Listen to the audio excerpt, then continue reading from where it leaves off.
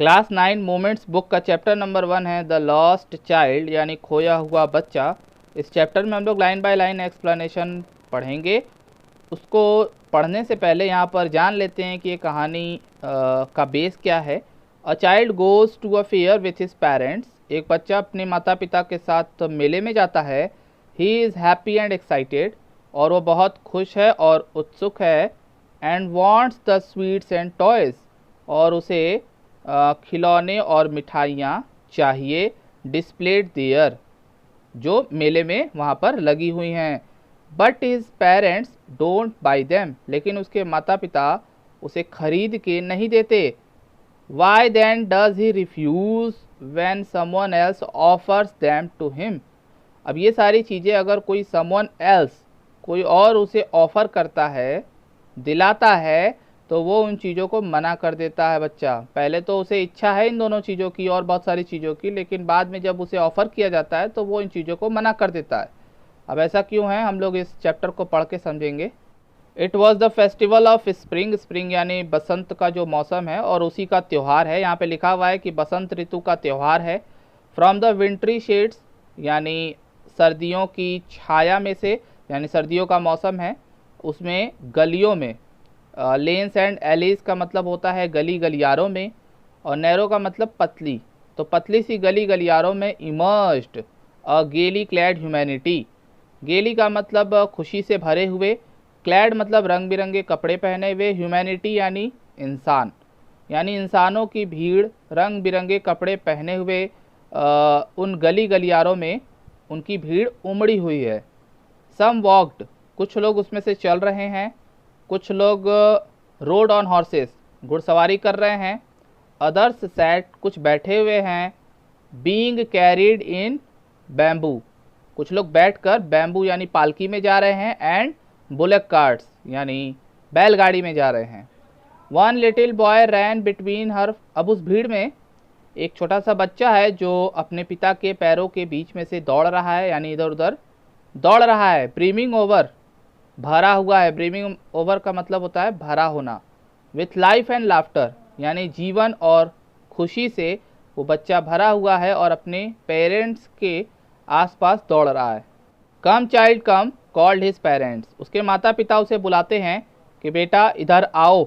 As ही lagged behind, क्योंकि वो पीछे रह गया था।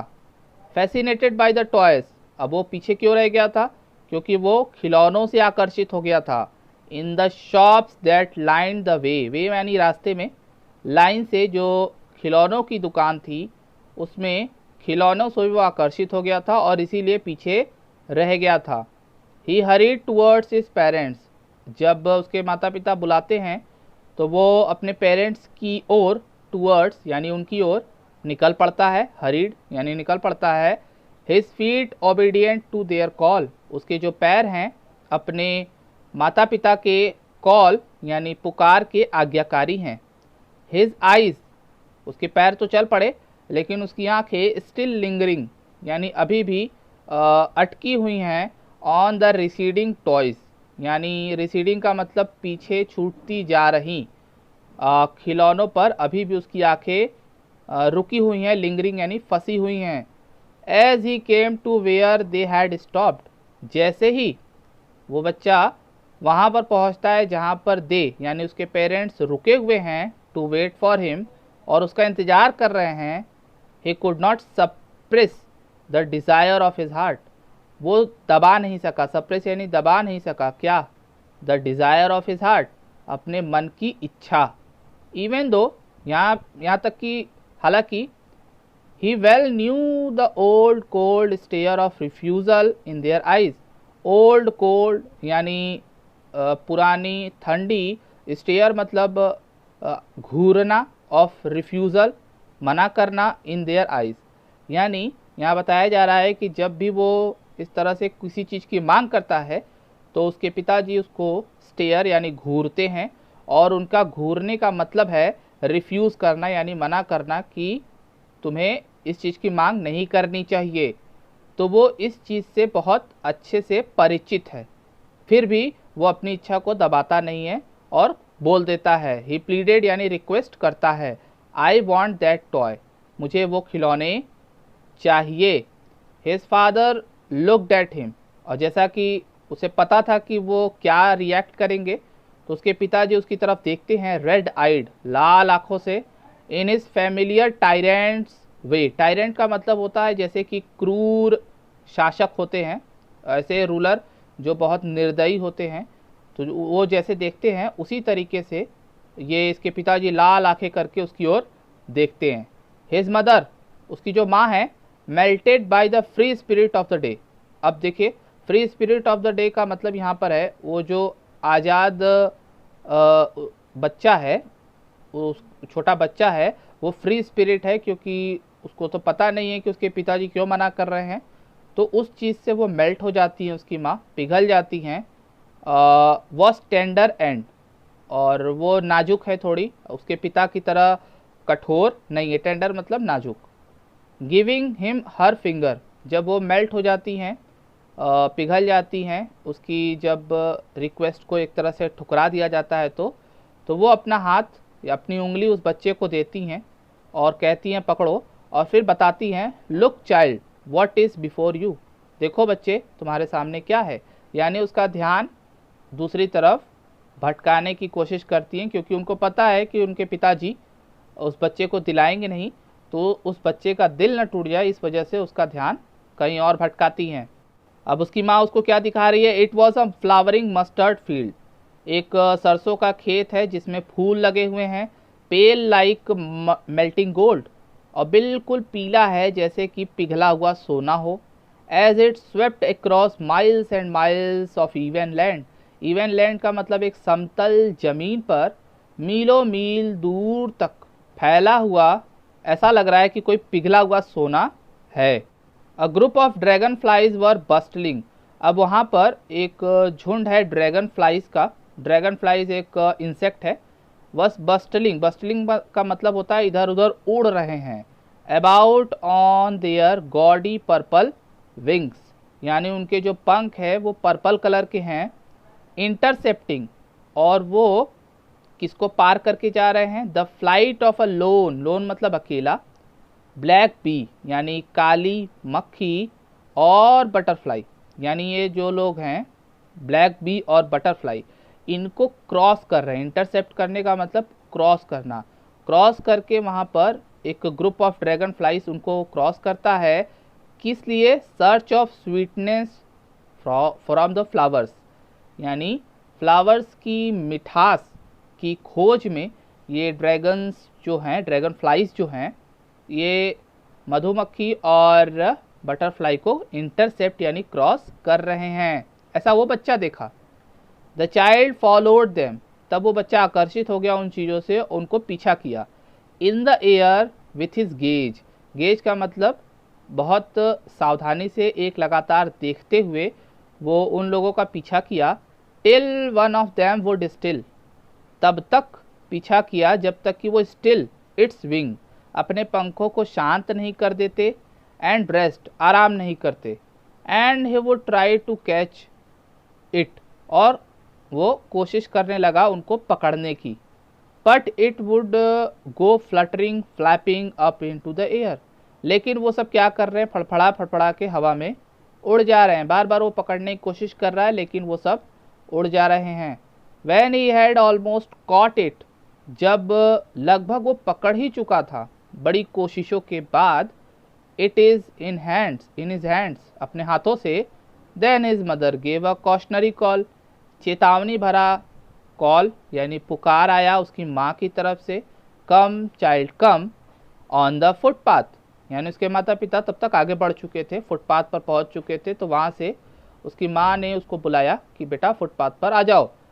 यानी पहले उसका ध्यान टॉयज़ की तरफ था, फिर उन बटरफ्लाइज और ड्रैगन फ्लाइज पर आ गया, और अब उसके माता पिता वापस से उसको दोबारा अपने पास बुला रहे हैं, क्योंकि वो मेले की तरफ जा रहे हैं।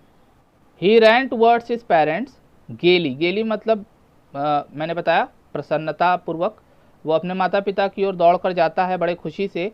And walked abreast of them, abreast का मतलब होता है सट कर, उनके काफ़ी करीब रहकर वो आगे बढ़ने लगा। फॉर अ वाइल, कुछ देर के लिए। How ever soon left behind, मतलब कुछ देर तो उनके साथ चला अपने माता पिता के साथ, लेकिन बहुत जल्द ही फिर पीछे छूट गया। Attracted by the little insects, अब इस बार किससे वो अट्रैक्ट हो गया? छोटे छोटे कीड़े मकोड़ों और वॉर्म्स से अलोंग द फुटपाथ। अब फुटपाथ पर चल रहे थे तो वहाँ पर that were teeming out from their hiding places, यानी अपने छुपने के स्थान से वो लोग टीमिंग आउट यानी बाहर निकले हुए थे। कौन कौन? कीड़े मकोड़े। इंजॉइंग द सनशाइन, जो कि क्या कर रहे थे वहाँ पर? धूप ले रहे थे और अपनी हाइडिंग प्लेस से बाहर निकले हुए थे। वो बच्चा उन चीज़ों के को देखकर आकर्षित हो गया। Come child come, his parents called from the shade of a grove. Grove का मतलब पेड़ों का एक छोटा सा ग्रुप होता है, झुंड होता है, उसका मतलब ग्रूव होता है। उसकी छाया में से उसके माता पिता ने उसको फिर से बुलाया। Where they had seated themselves, जहाँ पर वो लोग बैठे हुए थे। On the edge of a well, यानी कुएं के किनारे पर। ही रैन टूवर्ड्स देम, वो बच्चा उनकी तरफ फिर से जाता है। तो ये तीसरी बार वो पीछे रह गया था। A shower of young flowers, अब देखिए जैसे ही वो ग्रूव के अंदर यानी उस छाया के अंदर, उस पेड़ों की छाया के नीचे पहुंचता है, तभी वहाँ छोटे छोटे फूल फेल अपॉन द चाइल्ड, उस छोटे बच्चे के ऊपर गिरने लगते हैं। उसकी शावर यानी बौछार होने लगती है। As he entered the grove, जैसे ही वो उस छाया में प्रवेश करता है। एंड फॉरगेटिंग हिज पेरेंट्स, फिर वो अपने माता पिता को भूल जाता है। He began to gather the raining petals, उस गिरते हुए पत्तियों को वो इकट्ठा करने लगता है। इन हिज हैंड्स, अपने हाथों से। But he heard the cooing of doves, जैसे ही वो डव पक्षी की कूइंग बोलने की आवाज़ सुनता है। And ran towards his parents, और आवाज़ सुनते ही अपने पेरेंट्स की ओर भागता है चिल्लाते हुए। द डव द डव, यानी जब वो आवाज़ सुनता है तो अपने माता पिता को बताने के लिए कि डव की आवाज़ आ रही है, वो अपने माता पिता की ओर भागता है। The raining petals dropped from his forgotten hands, अब वो पहले क्या कर रहा था? पत्तियां अपने हाथों में इकट्ठा कर रहा था, लेकिन जब डव की आवाज़ सुनता है तो उन पत्तियों को भूल जाता है, उसका ध्यान डव पर चला जाता है और उनके उस हाथों से जितने भी पत्तियां उसने इकट्ठा की थी वो गिर जाते हैं। Come child come, they call to the child, फिर से वो उसको बुला रहे हैं। Who had now gone running in wild capers around the banyan tree, अब उसे दोबारा से बुलाया जा रहा है, जो कि क्या कर रहा है? अब एक बनियान ट्री के चारों तरफ केपर्स यानी उछल कूद करके खेल रहा है। अब यहाँ पर देखिए उसका ध्यान जो है रह रह के अलग अलग चीज़ों के प्रति आकर्षित हो रहा है और वो बार बार पीछे रह जा रहा है और उसके माता पिता उसको बार बार उसको बुला रहे हैं। एंड गैदरिंग हिम अप, और उसे बुलाकर उसको अपने साथ लेकर they took the narrow winding footpath which led to the fair through the mustard field, यानी उस सरसों की खेत से होते हुए उस फुटपाथ पर चलने लगते हैं, जो खेतों से होते हुए कहाँ लेकर जाता है? मेले की तरफ। तो फाइनली वो लोग उस फुटपाथ पर चलना शुरू कर देते हैं, जो खेतों से होते हुए कहाँ ले जाता है? मेले की तरफ। तो ये बच्चा कहाँ कहाँ आकर्षित हुआ उस चीज़ को आप नोटिस करिएगा। As they neared the village, the child could see many other footpaths full of thorns. अब यहाँ पे बताया जा रहा है कि जैसे ही वो लोग गांव के पास पहुँचते हैं, वो बच्चा देखता है कि अलग अलग फुटपाथ के रास्ते फुल ऑफ थ्रॉन्ग्स, यानी भीड़ वहाँ पर कन्वर्ज हो रही है यानी मिल रही है टू अ वर्लपूल, वर्लपूल यानी भंवर, to the of the fair, यानी अलग अलग रास्तों से सारी भीड़ आकर उस मेले में जमा हो रही है। And felt at once repelled, repelled का मतलब धक्का मुक्की कह सकते हो। और जैसे ही वो मेले में प्रवेश करते हैं तो बच्चे को क्या महसूस होता है? धक्का मुक्की। एंड फैसिनेटेड, और वो आकर्षित भी होता है। क्यों? By the confusion of the world he was entering, वो जिस जगह पे वो प्रवेश कर रहा है उसको वो जानता नहीं है और उस चीज़ के प्रति वो क्या है? कन्फ्यूज़ है, आकर्षित है और उसको जानना चाह रहा है कि वहाँ पर क्या क्या है। तो इस वीडियो में इतना ही। इसके आगे हम लोग नेक्स्ट वीडियो में जानेंगे कि वो बच्चा मेले में जब एंटर करता है तो किस चीज़ के प्रति आकर्षित होता है और क्या होता है उसके साथ उस मेले में।